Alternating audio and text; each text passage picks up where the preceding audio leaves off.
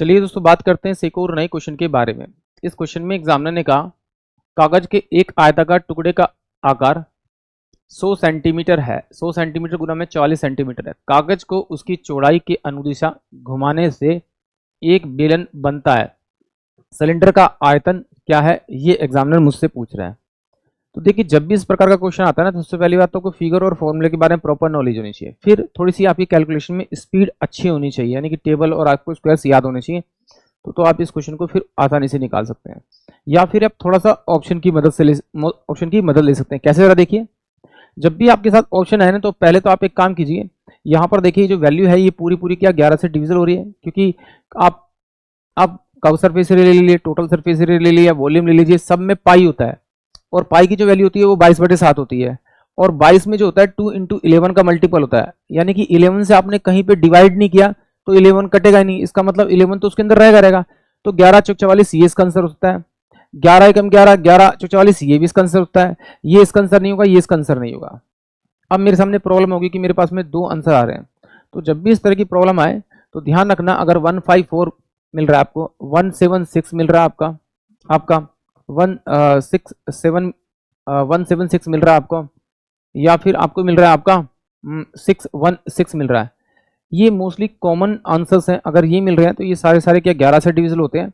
तो अगर आपको दो आंसर मिल जाए और आपको चूज करना है तो उनमें से आप पहले इन वालों को ही चूज करेंगे। जैसे कि ये ऑप्शन जो बी है वही इस क्वेश्चन का करेक्ट आंसर होगा। अब चेक करते हैं कि ये ऑप्शन जो मैंने चूज किया क्या ये करेक्ट है। ये 100% करेक्ट नहीं है, 99.9% करेक्ट होता है, नहीं तो बाकी आप सॉल्व कर सकते हैं। जब आपको टाइम ना मिले तो आप इस तरह से अप्रोच इसमें लगा सकते हैं। अब चलिए जरा इस क्वेश्चन के बारे में बात करते हैं। एग्जामिनर ने कहा कि ये कागज है इसकी लंबाई 100 है और चौड़ाई जो है वो आपकी 44 है। इसको इस तरह से मोड़ा गया, जब इस तरह से मोड़ा गया तो इस तरह से एक सर्कल बनेगा, और सर्कल बनेगा तो ये इसकी लेंथ है वो क्या होगी, इसकी सरकमफ्रांस यानी परिधि।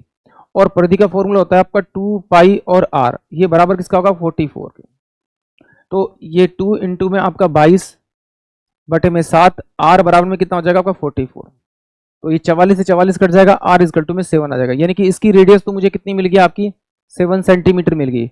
तो हाइट मेरे पास कितनी होगी आपकी 100, और मुझे एग्जामिनर ने आयतन निकालने के लिए बोला है। तो बेलन का जो आयतन होता है वो πr² और h होता है।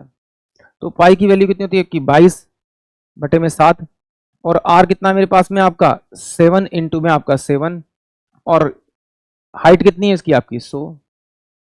इससे मैंने इसको काटा तो 154 और ये 00 हो गया, यानी कि आंसर जो मेरे पास होगा वो ऑप्शन बी होगा। और मुझे मालूम भी है कि जब मैंने फॉर्मूला लगाया था तो हाइट मेरे पास में इसमें मल्टीपल थी, तो अगर मैं इसे डिवाइड करके ऐसे भी चेक करता तो भी मुझे ये 154 ही दिखाई देता, यानी कि ऑप्शन जो बी है वो इस क्वेश्चन के लिए करेक्ट होगा। आई होप आप सभी को क्वेश्चन समझ में आया होगा।